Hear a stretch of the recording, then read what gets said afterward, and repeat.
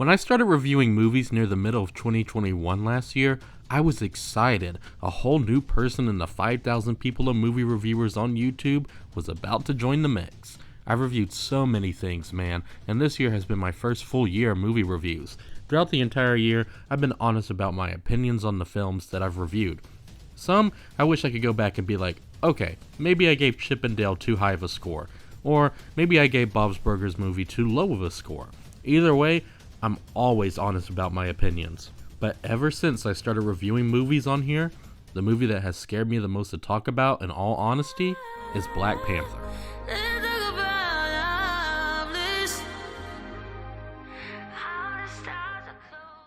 This movie haunts me ever since I watched it with a church group 4 years ago, and they all went down the row asking, on a scale from 1 to 10, how much did you enjoy it? Everyone said 9, 10, 12, but when they got to me, they all called me racist, but like, bro, I'm black. Ever since 2018, I've watched this movie at least 3 times a year, trying to grasp why I'm the odd man out. Many may think that I feel as if there is nothing special about the movie, but that's false. The fact that we have an almost all-black cast in a big-budget superhero movie is outstanding. It's a huge achievement for African Americans worldwide, and that is a very high praise I can give to this movie. The black cast, however, should not distract from the story, pacing, the way everything is constructed, and the CGI and action scenes. I don't even know where to start. You know what? Let's just start off with the things I like about Black Panther.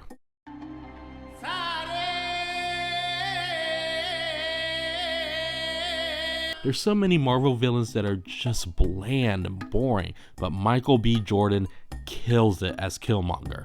The best villains are those that you can sympathize with and understand their motives. He isn't evil just to be evil, he has legitimate beliefs that are moving. Michael B. Jordan's Killmonger is one of the best villains in the history of the MCU. He's simply a brutal, ruthless killer. He's a real person, not just some monster. He has an agenda that's stone cold and to the point. And I'm not gonna lie, there were moments where I wanted him to win.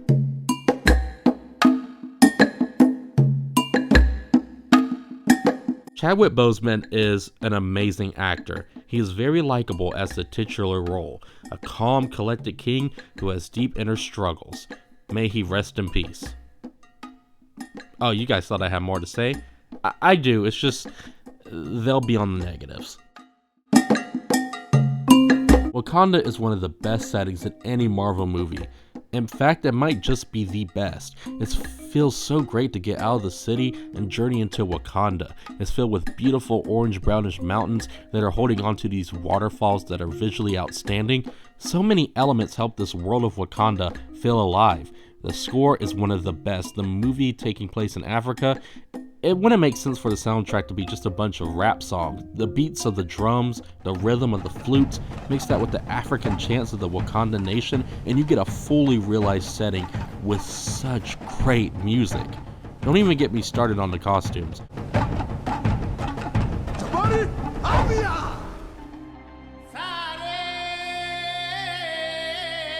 I am in no means a political person.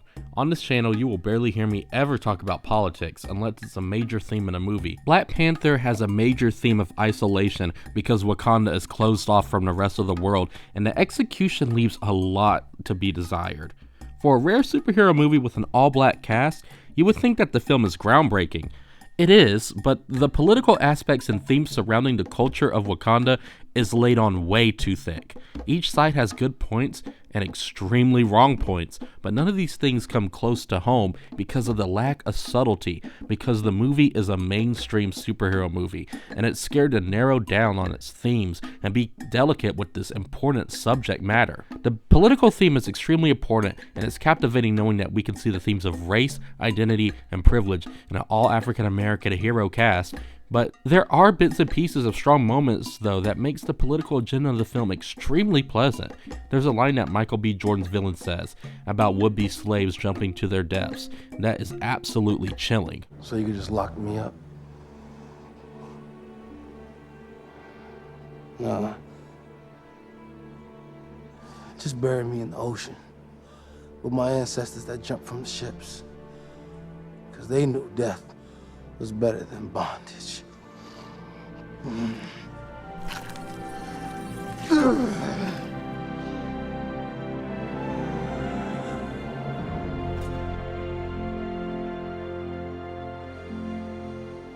Basically, what I'm getting at is, there's a difference between whether a film's socially relevant and if the film is good at it.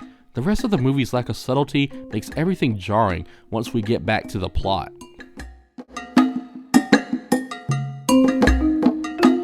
Do y'all remember when they remade The Lion King?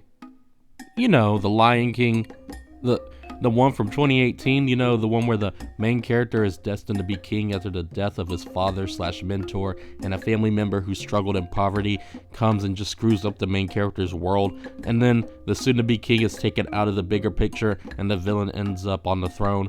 But the heroes fight back after being absent, and the two clawed individuals fight to the death to see who keeps the throne. Oh, you do remember that movie? The one from 2018, the newest one. Well, guess what? You are lying your ass off, because the Lion King remake came out in 2019. I was talking about Black Panther. God, I'm gonna lose all my subscribers. Black Panther is a good character, and he had an amazing character arc in Civil War, one of the best MCU movies. In a movie filled with almost 8 heroes or more, his arc felt the most genuine and overall consistent in quality. The arc felt done at the end of the movie because he was destined to become a great hero and king just like his father.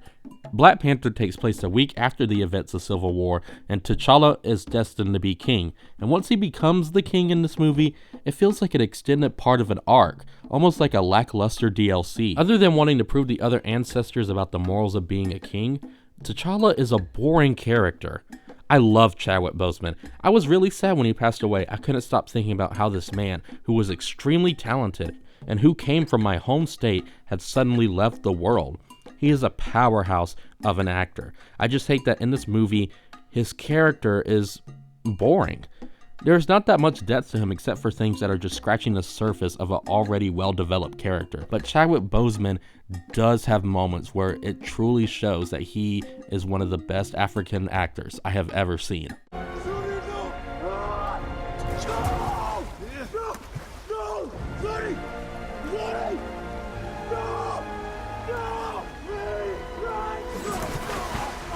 Is this your game? Huh? Is this your game?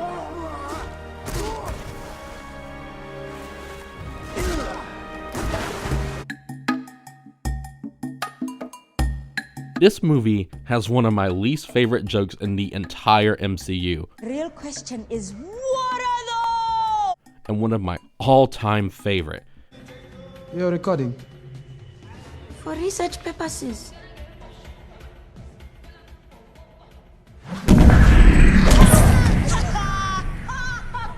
Delete that footage.